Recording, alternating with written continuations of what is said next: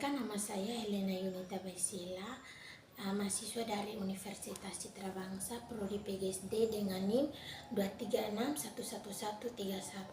Di sini saya akan mempresentasikan hasil belajar saya mulai dari materi pertemuan 1 sampai materi pertemuan 7 sebagai penilaian UTS atau penilaian ujian tengah semester. Di sini sudah ada materi pertama yang ada di peta konsep. Nah, di sini materi pertama tentang hakikat IPA. Nah, di sini ada pengertian IPA. Pengertian IPA sendiri yaitu ilmu pengetahuan alam atau IPA adalah materi pembelajaran di SD yang dimaksudkan agar siswa mempunyai pengetahuan atau gagasan yang terjadi di alam sekitar. Nah, di sini ada 4 hakikat IPA. Yang pertama adalah sikap ilmiah. Sikap ilmiah ini adalah rasa ingin tahu, terbuka, jujur, dan objektif. Nah, yang kedua adalah proses ilmiah. Proses ilmiah ini yaitu kegiatan untuk memperoleh pengetahuan seperti observasi, eksperimen, dan komunikasi. Yang ketiga adalah produk ilmiah. Nah, produk ilmiah ini adalah pengetahuan berupa fakta, konsep, unsur, teori, dan hukum. Yang keempat adalah aplikasi. Nah, aplikasi ini adalah penerapan metode ilmiah dan konsep IPA dalam kehidupan sehari-hari. Nah, yang berikut kita masuk dalam materi pertemuan 2 dan 3 tentang teori belajar IPA di SD. Nah, teori belajar IPA di SD ini ada 3 teori. Yang pertama adalah teori Piaget. Nah, teori Piaget ini adalah salah satu teori kognitif yang dikemukakan oleh Jean Piaget, seorang psikolog Swiss. Nah, teori Piaget ini ada 4 tahapan yang harus diketahui. Yang pertama adalah tahap sensori motor. Nah, tahap sensori motor ini dimulai dari anak usia 0 sampai 2 tahun. Nah, di mana anak usia 0 sampai 2 tahun ini belum mengetahui cara berpikir yang baik dan benar, atau belum mengetahui simbol-simbol atau kalimat-kalimat. Yang kedua adalah tahap operasional.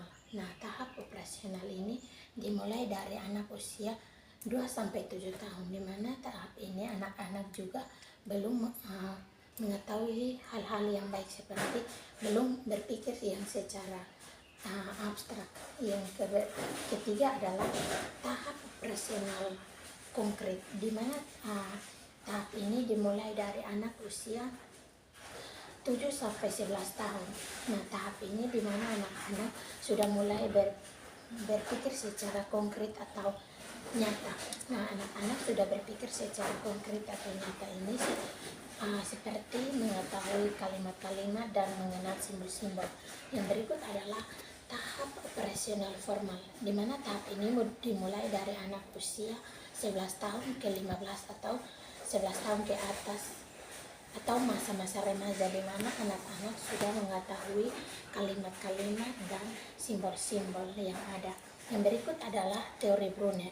Nah, teori Brunner ini adalah salah satu teori kognitif yang sangat berpengaruh untuk dunia pendidikan. Nah, yang berikut adalah teori Gagne.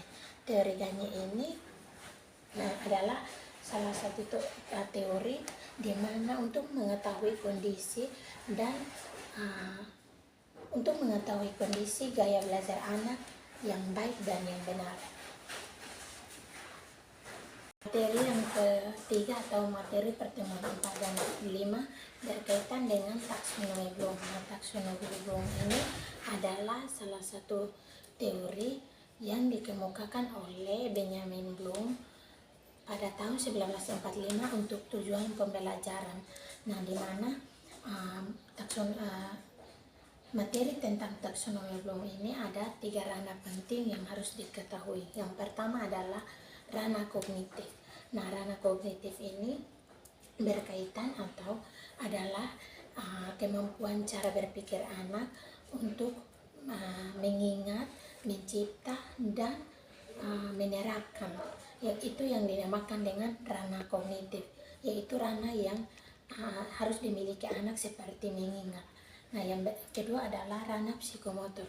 Ranah psikomotor ini berkaitan dengan perilaku atau mental seseorang yang dimiliki anak untuk belajar dalam materi-materi yang ada. Yang berikut adalah ranah afektif.